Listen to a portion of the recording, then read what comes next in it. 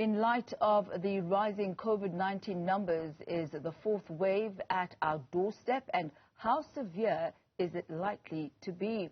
To answer these and more questions, I'm joined by Professor Alex van Heever, the Wits University public health expert. Prof, good to have you with us today. There are talks of this looming fourth wave, which is anticipated, or at least, scheduled to start around December. How likely is this to happen, and what are the indicators that would demonstrate that we are indeed in a fourth wave, if that has happened?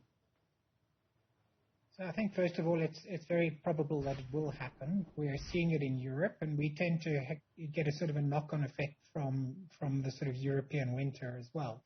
We had it last year, and it began roughly at sort of this time and became very pronounced in early December, peaking toward the end of December. So I think that we're on route to have the same effect. How severe it will be is uncertain, because a lot depends on a lot of factors of which we don't have public information. So that the vaccination levels are important, but in some cases they don't prevent infection or transmission, but they do prevent severe illness and death. We also don't have a full understanding of all the people who have been infected in the previous waves and who have been vaccinated or have just been infected and have some degree of immunity there, which may impact on certain levels of transmission. Although even people who've been infected do get infected again and are able to transmit. We also don't know whether we're going to experience new variants during this period, and if that occurs, it might be uncertain as to whether or not the virus sort of escapes the existing immune responses from infection and from vaccinations. So quite a lot of factors, but I think that we will see people testing positive during this period. The question is, how severe will it be in terms of hospitalizations and deaths? And I think that we don't know yet. I find this quite curious, Professor, the fact that we haven't heard about a lot of new variants coming up regarding COVID-19. What could be the cause of this? Because you remember that earlier on we were experiencing the variations in the COVID-19 virus, which was a great challenge, for health departments around the world. So every wave we've had has involved a different dominant variant.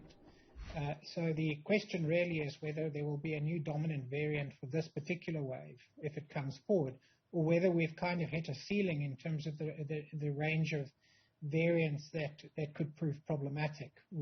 So my understanding is that basically NICD and all the other researchers are going to be doing sort of a considerable number of genomic tests on the current infections coming through to see whether or not a new variant is emerging. There's just been no notification of that. Nobody's identified one at this stage, and we don't really have any indication from the European waves as to whether or not their waves are due to a new dominant variant. So I think that it's just an unknown at this point. We just have to keep watching it very closely. Even if a new variant emerges, it may not necessarily be, for instance, more problematic than the Delta variant, and may still be susceptible to our vaccines and past infections, the immunity from past infections. So we just don't know. At what point, Professor, will we know whether or not we're dealing with a new variant? And I ask this because a new variant would then mean that this particular wave, the fourth wave, is likely to be more intense than the previous waves, merely because we're dealing with a variant that we haven't necessarily seen before.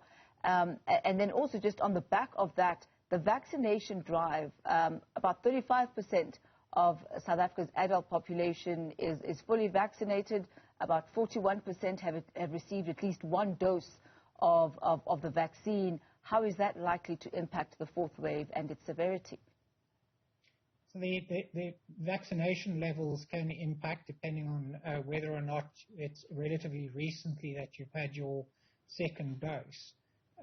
But the antibodies are known to dissipate after about 6 months, which means that you can be infected again and that you can transmit.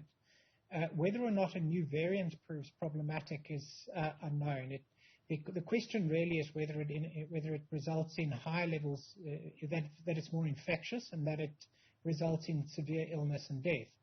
Up until this point, the existing vaccines and sort of historical immunity have seemed to provide adequate protection for all the variants that have emerged. So if you've survived an infection and have been vaccinated, you might still get infected, but you might not develop a severe illness. So I think that's going to be the thing to really watch. Even if new variants emerge, they might not be problematic. But I expect that we will probably know within weeks, within sort of 2 to 3 weeks, whether or not we're dealing with new variants in the South African context. I think it's being watched very, very closely, and I think the information will be made public shortly. But what they also try to do is to estimate how many new variants are in the new infections. So what we saw was dominant variants emerging. The Beta variant, the Delta variant became dominant very quickly. And they became sort of largely the only variant infecting people, and each new variant was more infectious than the previous. Pfizer has made an application to SAHPRA for the third booster dose. How essential is this third dose, the booster shot?